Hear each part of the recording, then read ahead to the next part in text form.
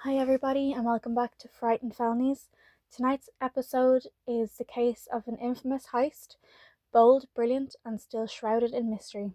Millions stolen and a plan executed near perfection, and questions that remain unanswered. So dim the lights, lock the doors, because sometimes the most chilling stories aren't fiction. Let's get into it. In the early hours of December 11, 1978, while most of New York City slept, a group of men executed what would become one of the most infamous robberies in American history.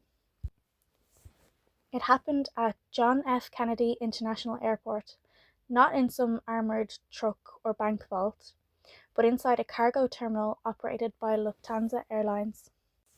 By the time the sun came up, nearly $6 million in cash and valuables had vanished without a trace. No alarms, no shootouts, no witnesses who could stop it, just a perfectly executed crime that would unravel in the bloodiest way imaginable. This is the story of the Lufthansa Heist. To understand how this robbery happened, you have to start with the men behind it. At the centre of it all was James Burke, known on the streets as Jimmy the Gent. Burke wasn't just any criminal, he was a career mobster tied to the Lucchese crime family, one of New York's 5 families. He was known for his charm, his generosity, and his absolute ruthlessness. If you owed him money, he might buy you dinner. If you crossed him, you might disappear. Working closely with Burke was Henry Hill, a low-level gangster who would later become the key witness in exposing the story. And then there was the insider, the man who made the entire heist possible, Louis Werner. Werner worked at Lufthansa's cargo terminal at JFK. He had a gambling problem and debts he couldn't pay, and that made him vulnerable. Werner knew something that very few people did. Large shipments of cash were regularly flown into JFK from West Germany. This wasn't random money. It was currency exchange funds, often sitting temporarily in the cargo terminal before being distributed. On certain nights, there could be millions sitting in a vault, poorly guarded, poorly tracked, and incredibly tempting. Werner passed this information to a bookmaker connected to the mob. That information eventually reached Jimmy Burke, and Burke saw the opportunity. This wasn't going to be a smash and grab. Burke was meticulous. He assembled a crew of trusted criminals, men who could follow orders and keep their mouths shut. Among them was Thomas DeSimone, a volatile and violent enforcer, and several other experienced thieves.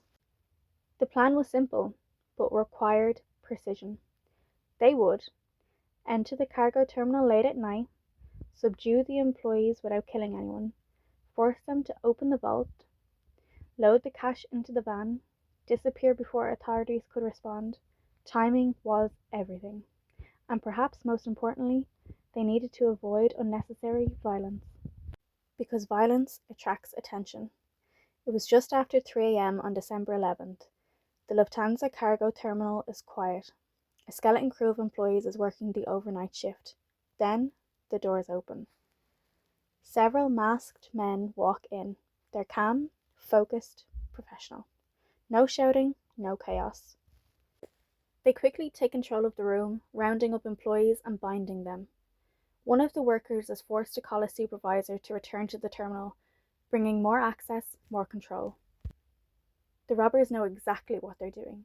They move straight to the vault. Inside, millions of dollars in cash and jewellery, far more than they expected. Estimates later put a total at around $5.8 million, equivalent to over $25 million today. They load everything into the van, and just like that, they're gone. The entire operation takes less than 90 minutes. No one is killed, no alarms are triggered in time, no immediate suspects are identified. It is, by all accounts, a perfect crime. The crew drives the van to a pre-arranged location in Brooklyn.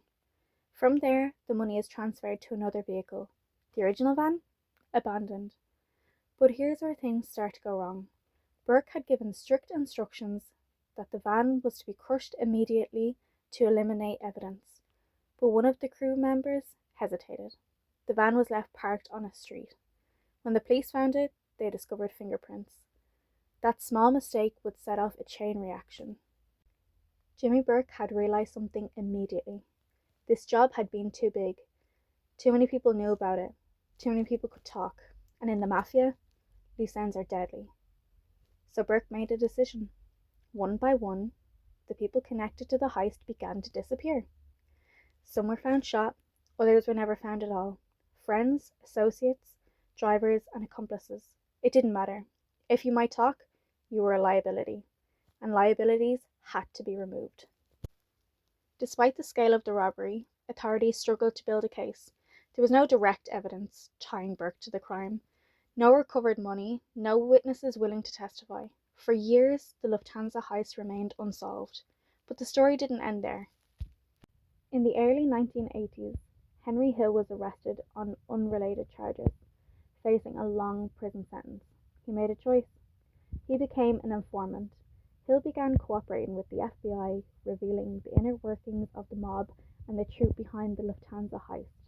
He described Burke's role, the planning, the aftermath, the murders, everything. His testimony didn't lead to convictions for the heist itself, but it exposed the story to the world. The Lufthansa heist became legendary, not just because of the money, but because of how it ended. A crime so carefully executed, undone by paranoia, greed, and violence. It later inspired one of the most iconic films in cinema history, Goodfellas. In the film, Jimmy Burke is portrayed as Jimmy Conway, bringing the story to a new generation. But the real story? It's darker than fiction, because in real life, there's no final scene. No justice neatly served, just missing money and a trail of bodies. Today, the Lufthansa heist remains one of the largest cash robberies ever committed on American soil. Most of the money was never recovered, and many questions still linger. Who else was involved? Where did the money go? And how many people paid the price? Sometimes the perfect crime isn't the one you get away with. It's the one no one survives to talk about.